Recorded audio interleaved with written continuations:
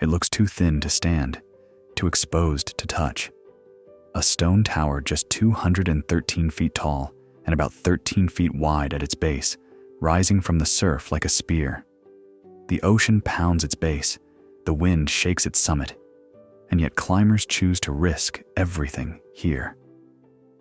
This is the Totem Pole, Tasmania's most dangerous climb, a place where attempts ended in disaster. On the rugged Tasman Peninsula, the land falls away into the Southern Ocean in sheer walls of dolerite. At the tip of Cape Hauy, in Tasman National Park near Fortescue Bay, one feature stands apart. A pillar so improbable, it seems like a mistake of geology. Constantly battered by waves and spray, it has no right to still be standing. From a distance, it looks unreal, a solitary spire balanced against the fury of the Tasman Sea. And yet, for decades, climbers have returned here, drawn not by the height, but by the sheer impossibility of the challenge.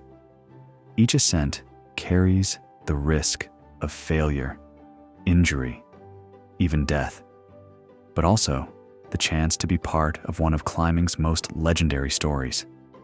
The Tasman Peninsula is known for some of the most dramatic coastlines in Australia. Here, vertical dolerite columns rise like giant stone pillars, carved by 180 million years of weathering and waves.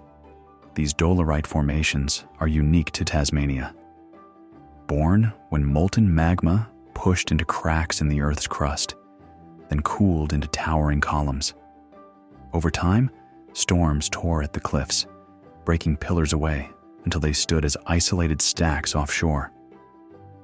The candlestick, the moai, the totem pole. Each is a fragment of this violent geology, but none is as improbable as the totem pole. Barely 13 feet across at its base, it looks impossibly slender against the backdrop of Cape Haui's massive headlands.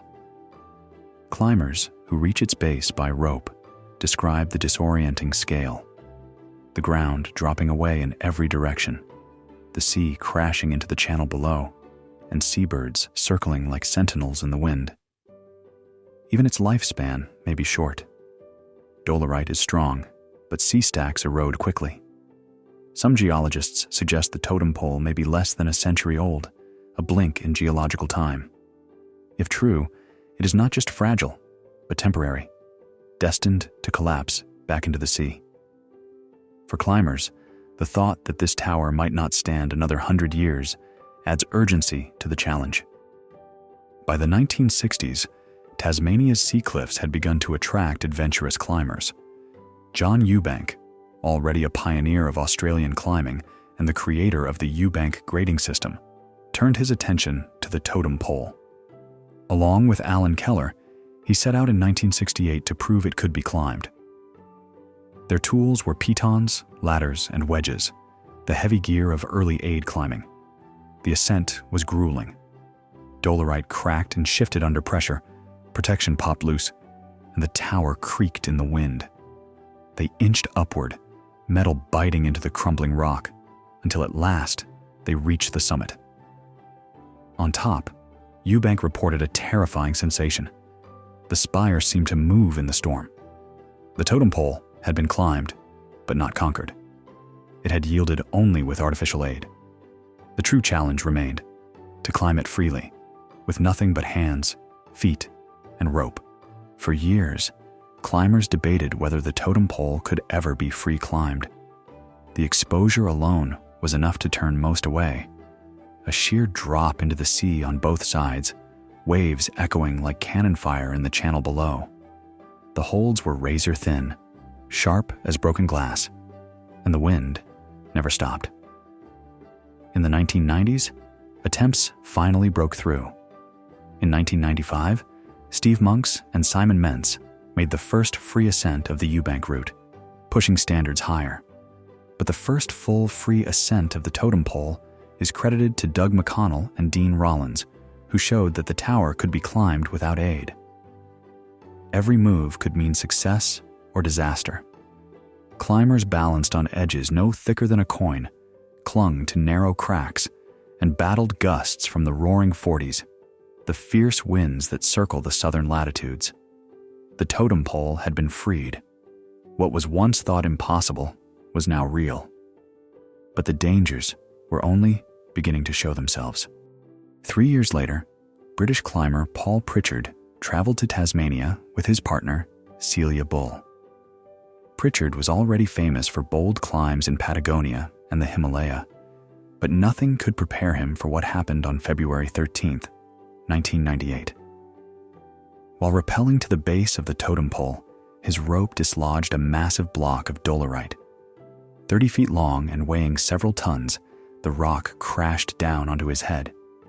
The impact fractured his skull, left him with partial paralysis on the left side of his body, and stranded him helpless on a ledge above the sea. What followed was one of the most extraordinary rescues in climbing history. Celia Bull, faced with an unthinkable situation, managed to haul him nearly 100 feet to a small platform. Then she ran 5 miles over rough terrain to Fortescue Bay to raise the alarm.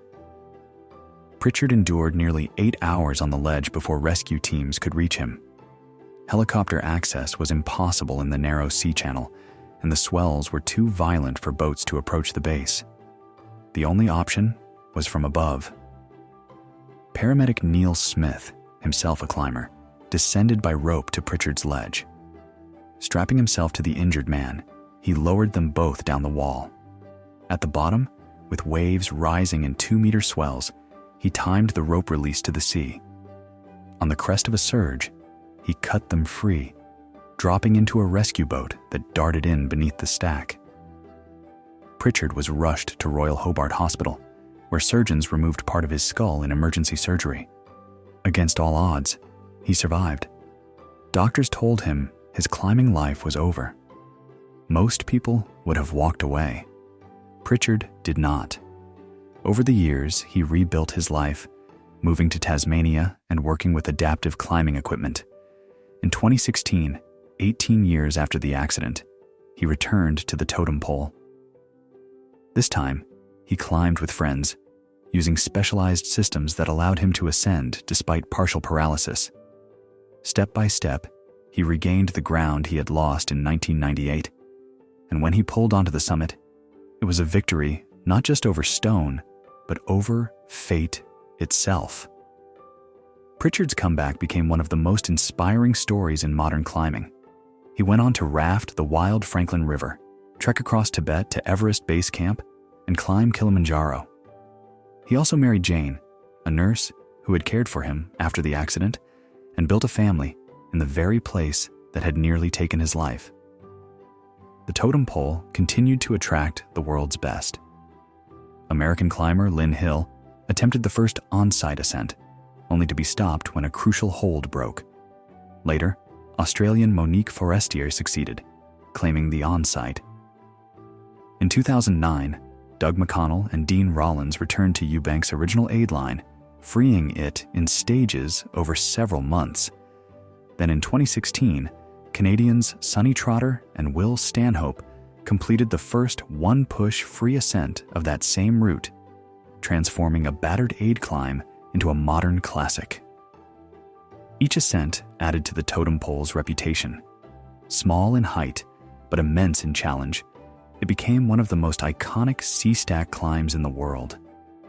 Climbers who attempt it today still face the same hazards.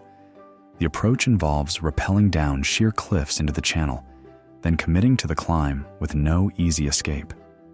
The base is constantly soaked by waves. Ropes must be protected from sharp edges. Communication is drowned out by the ocean.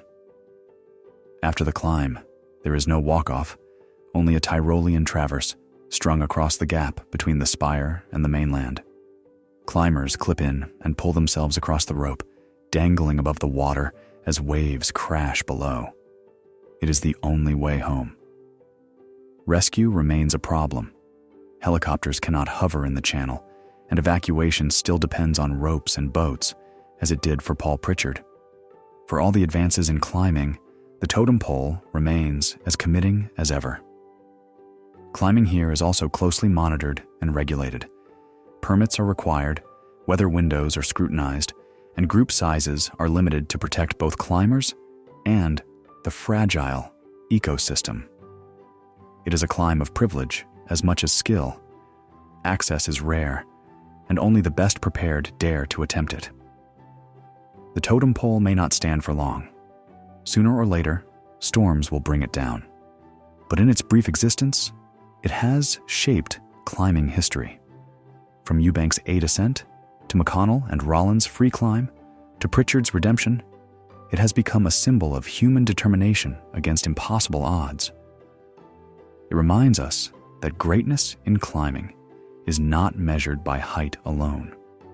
Sometimes, a slender column of rock no taller than a city building can hold more danger, more drama, and more inspiration than the world's highest peaks.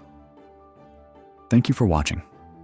If you enjoyed this story, subscribe for more journeys into the world's deadliest seas and most impossible climbs, and let me know which place I should cover in the next video.